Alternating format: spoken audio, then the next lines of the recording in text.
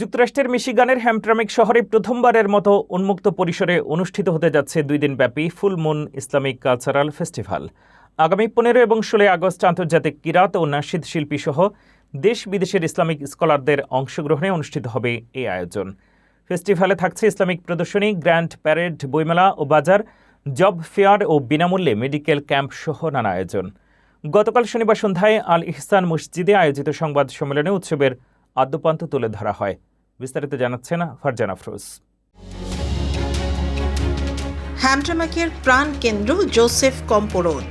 আগামী 15 ও 16 আগস্ট এই এলাকায় পরিণত হবে ইসলামিক সংস্কৃতি ও ঐতিহ্যের মিলনমেলায়। সুন্নি অ্যালায়েন্স অফ নর্থ আমেরিকার আয়োজনে 2 দিন ব্যাপী full moon Islamic cultural festival অনুষ্ঠিত হবে জোসেফ কম্পো রোডের ক্যানিফ থেকে কাশ্মীর স্ট্রিট এলাকা জুড়ে। প্রতিদিন বিকেল 3টা থেকে রাত 10টা পর্যন্ত চলবে ইসলামিক এই ফেস্টিভ্যাল। আয়োজকদের দাবি, হ্যামট্রামিকে এই প্রথম উন্মুক্ত সড়কে এত বড় পরিসরে ইসলামিক কালচারাল ফেস্টিভ্যালের আয়োজন করা হচ্ছে। তাছাড়া এই আয়োজনে বিভিন্ন দেশ ও বিভিন্ন কমিউনিটির মুসলিমরা অংশ নিচ্ছেন। শনিবার সন্ধ্যা 7টায় আল ইহসান মসজিদে আয়োজিত সংবাদ সম্মেলনে উৎসবের বিভিন্ন দিক তুলে ধরেন মাওলানা ফখরুল ইসলাম। আয়োজকেরা জানান, ধর্মীয় আয়োজনের পাশাপাশি ইসলামী সংস্কৃতি, শিক্ষা, সামাজিক সচেতনতা এবং কমিউনিটির মানুষের পারস্পরিক সম্প্রীতির বার্তা তুলে ধরাই এই উৎসবের অন্যতম লক্ষ্য।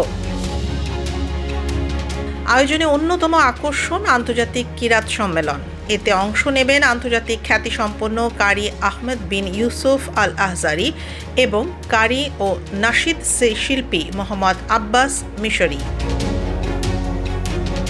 এছাড়াও বিভিন্ন দেশ ও অঞ্চল থেকে আসা ইসলামিক স্কলার ও বক্তাদের অংশগ্রহণে থাকবে আলোচনা।